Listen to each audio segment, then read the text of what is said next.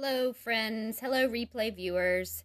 This is Lena Sutherland, and I'm just hopping on here this evening. I know it's the 4th of July, and I know folks are probably out doing 4th of July-ish stuff, but it just so happened that in my world, rain and other such stuff, and we're just kind of having a regular old evening at home. So I thought I'd go ahead and show you guys how I set up Khan Academy for the homeschool, and I'd promised several folks that I'd do this, and thankfully, since scopes are being saved, y'all can just catch it on the replay.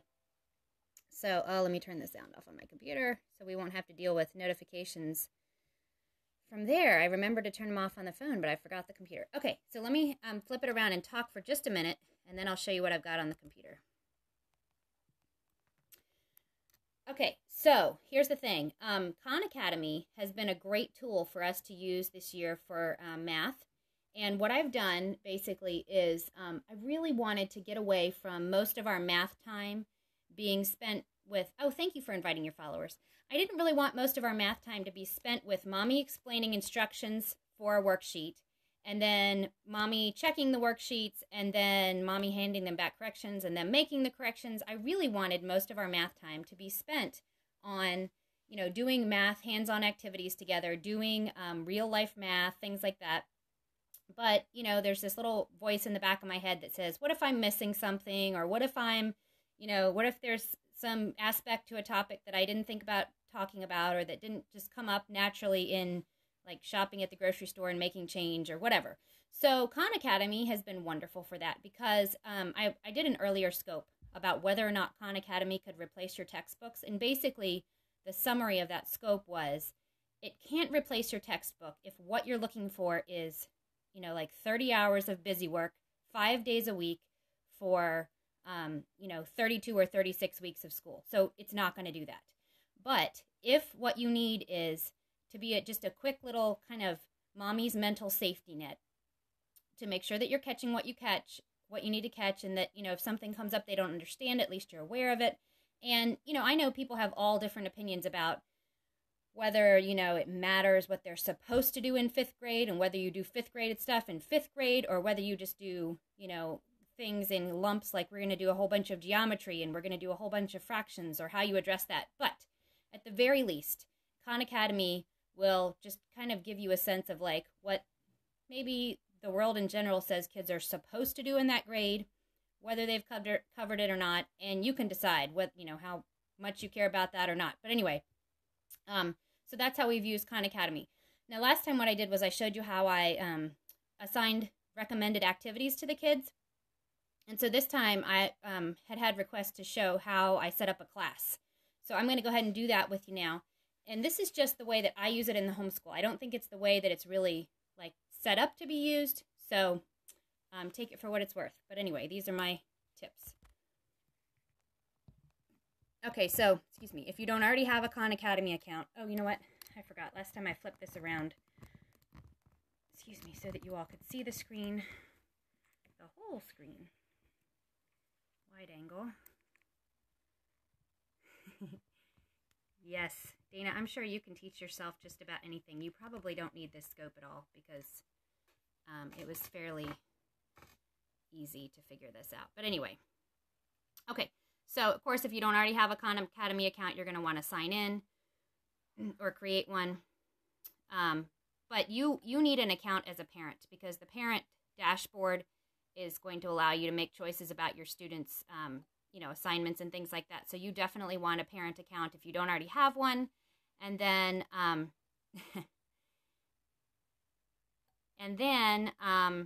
once you get in here, now it's going to give you options of managing either your children or your students. And honestly, you want to go through students, because children, they're thinking for children that, there's a teacher that's teaching your kids and you're just the mom at home that's helping out with homework. And so you might want to, just have access to see how your kids are doing. But, signing them up as your children won't actually give you the authority to make choices about what activities they should do. So you really want to sign them up as your students. So what you do is you go on in here to your students, and you'll see the ones that I've already set up for my kids. And what I did, I mentioned this in the last scope, but to me, the easiest way to think about this was just to create a class for each student. because what happens is Khan Academy has you pick a mission for each class. And you can see over in that hexagon on the left. So, for example, Emma's class, the mission is 4th grade. Henry's class is just World of Math. Luke's class is 5th grade. I have a programming class that Luke and I are working on this summer. Robin's class is early math. Ruth's class is 3rd grade. So each class can only have one mission. So it would not have worked for me to put all my kids in one class. And that's why I just created a class for each kid. And that way, if a kid finishes, that mission, I can just shift that class to a new mission, and that student has a new mission for them. You don't have to do missions in Khan Academy. You can use Khan Academy without missions. But the thing about the missions is that that's where, this is all totally free, Dana. Yes, Khan Academy is free, and they're committed to being always free.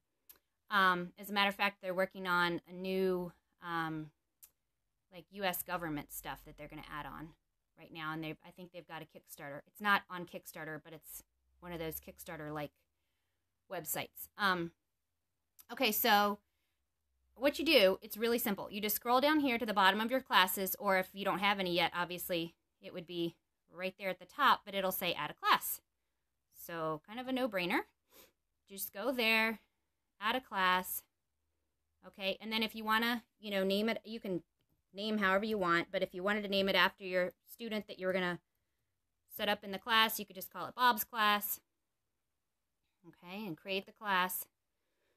And then you're going to want to choose a mission for the class. So like I said, you can choose, 3rd grade is the first grade where they have really kind of official work, but my 1st grader is working in early math. Some of it is a little bit too challenging for her. That's fine. We just skip over it, and she can circle back around to it later. The other, grades, that's kind of obvious what you would choose, and then we get into, pre-algebra, algebra, other things like that. Now, from what I remember, I believe that once you get into other things like programming, you can't actually make recommendations of activities. You can set them up in that mission, and they can track their progress in the mission, but you can't make recommendations, which is okay, because those aren't really things that I'm assigning like regular schoolwork. But let's just say that Bob is in 3rd grade, or at least that's where I want him to work right now. So I'm going to set him up in 3rd grade. Probably your students don't have email. So what you want to do is create an account for a student without email, and then put in your student's username here. And I created all the students' usernames following the same pattern so that it would be easy for them to remember what it was and easy for them to help their siblings remember. So you could just do for everybody, will it grade the mission? Okay, so not in terms of like an A, B, C, D grade. It will check what they're working on, but it would do that anyway in, anything that they're working on. And I can show you in a minute what it looks like when they're in an activity and how it will check it and what it will let you know about. So we're just going to make this, we're going to call him Bob K. Jones. Okay. And that username is available. Okay, Dana, yes, I have a lot of friends, even homeschool moms, who have a regular curriculum that they use during the summer, and then they do this over the summer kind of to, keep them up with their math skills. It's very gamey. Like, you get avatars, and you can upgrade your avatars based on the number of points, and you earn badges, and, so gamification of math, definitely, or whatever you're learning. And then here you've got the name, and you put in a password, and then you want to put in your own email address, because you want to be able to receive the, so this would be like if the teacher was setting it up, then they could put in the parent's email address, and then the parent would receive weekly reports. So I just put my email address in here, and then it emails me every Saturday what they've been working on and how they've done. And you can check on it anytime you want, obviously, because you're the teacher. You can look at it whenever you want, but it will email you every Saturday. And the thing that I found helpful about that, for example, is that I was asking my kids to get on for 15 minutes a day, and I realized that one of my children was spending, first of all, like it said, for the whole week, he'd been on 7 minutes. And second of all, I could see that he hadn't actually completed anything, so he'd get into something, kind of mess around with it, and then decide that wasn't interesting, and he would do something else instead, but he never actually completed anything. So I had to kind of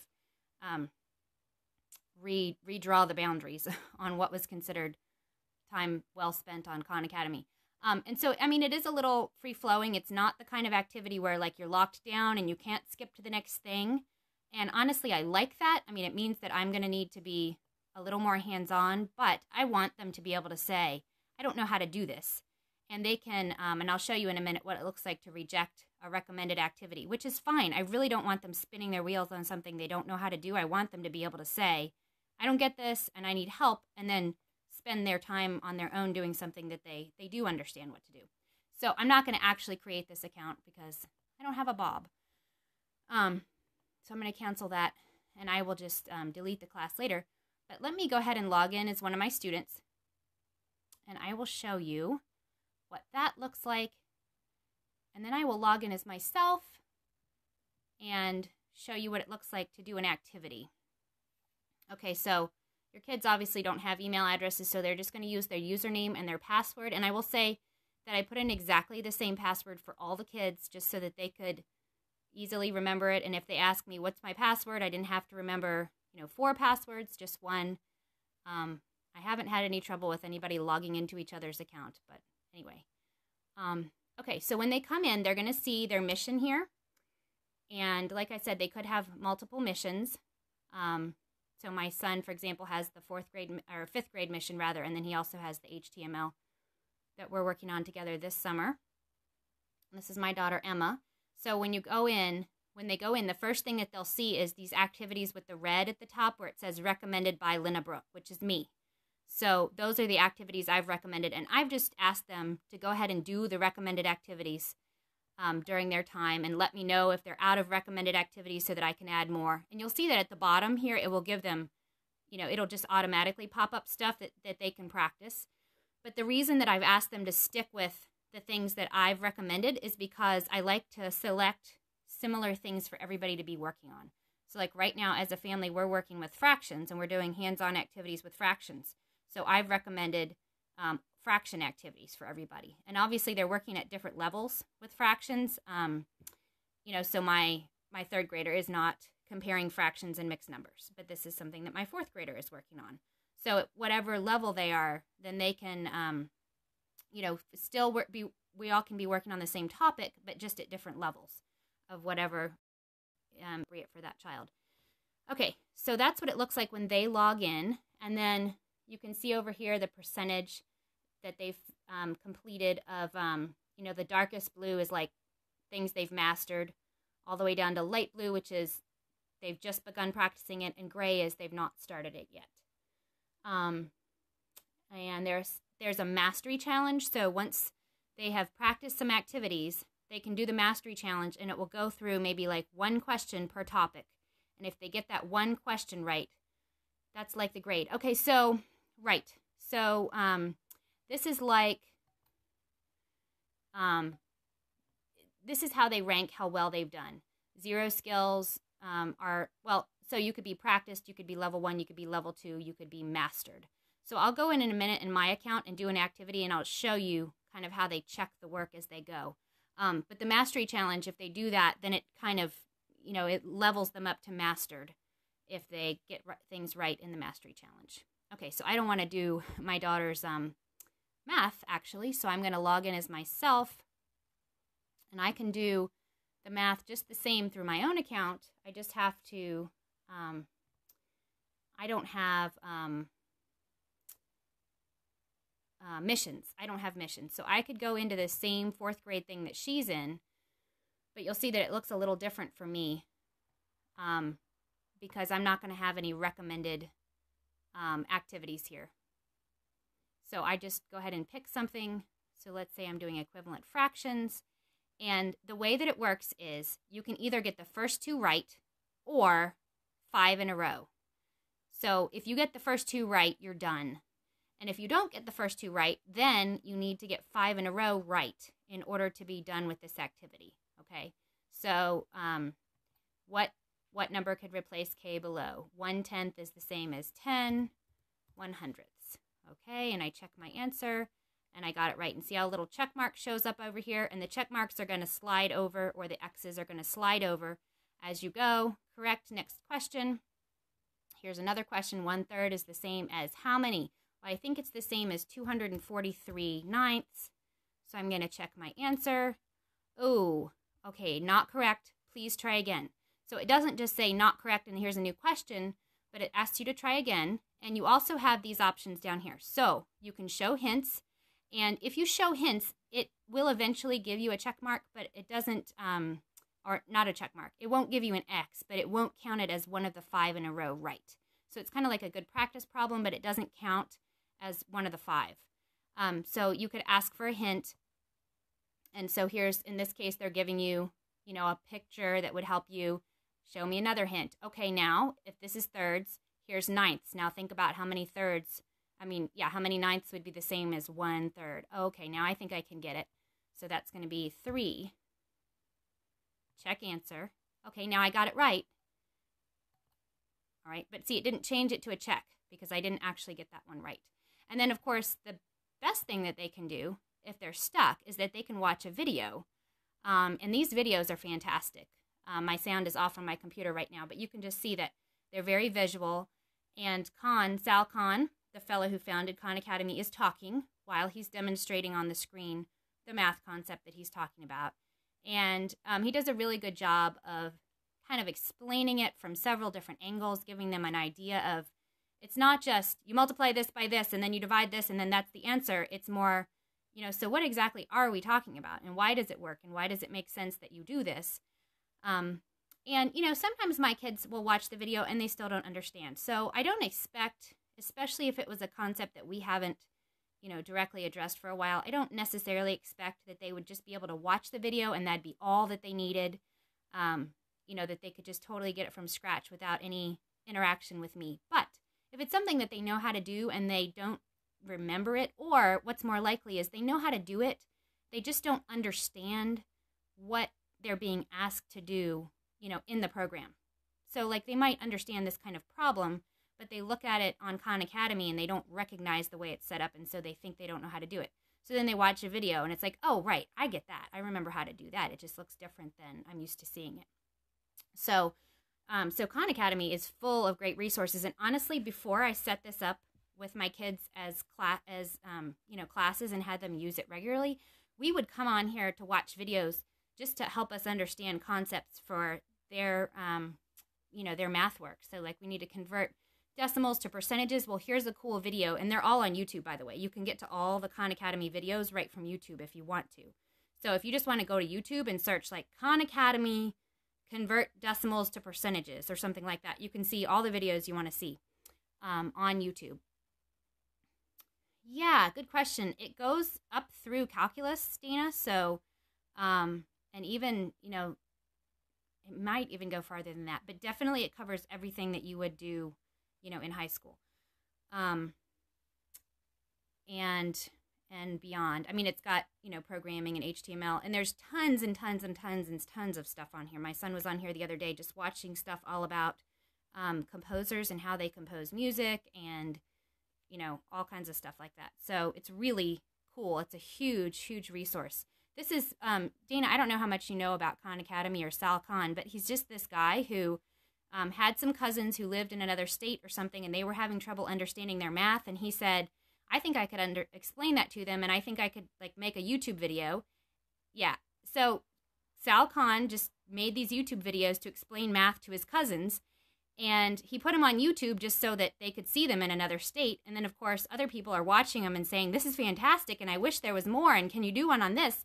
And so it's now basically K-12 math and lots of explanations and lots and lots of, practice problems and things to go through like that, kind of like I said, the gamification of math. Yeah, it's awesome, Dana. It's really awesome. I think your kids would love it. And my kids really enjoy spending time on there. They really enjoy doing that, at least at this point. I don't know. We've been doing it for maybe 6 or 8 weeks, so who knows? Maybe the shine will wear off after a while. But so basically, that's Khan Academy. And let's see, are there any other questions? I feel like somebody asked me something earlier. Okay, Dana, yes. Yeah, actually, I would love to discuss that later too. Facebook message me or something, because I have some thoughts too, but I'm sure you've got more than I do, so I would love to hear what yours are. So, okay, So that's how I go in and set up. And I showed this in the last video, but real quickly, you can, when you're logged on as yourself, go into your students, choose a student that you'd like to manage, skills progress. Okay, and then you just choose an activity. I think I already did this in this one. Anyway, choose an activity, recommend to students that need practice, and then click on recommend. And that's how you would set up recommended activities for them. So, no problem. It was nice to see you, Dana. All right, well, I'm going to go ahead and let's see how this compares to CTC. I don't know at all. I really don't have any experience with CTC, but I do know that CTC offers a free trial. So if you wanted to give it a try and see how it goes, I just know that CTC you have to pay for in the long run, whereas this one you don't. So, and this is working fine for us. So, I'm sure CTT is a great program, and definitely if you're interested in it, give it a try. But this has worked really well for us. We've been pleased with it. So, okay. Well, thanks you guys for joining, and I hope you will have a great evening. And let me flip the camera around.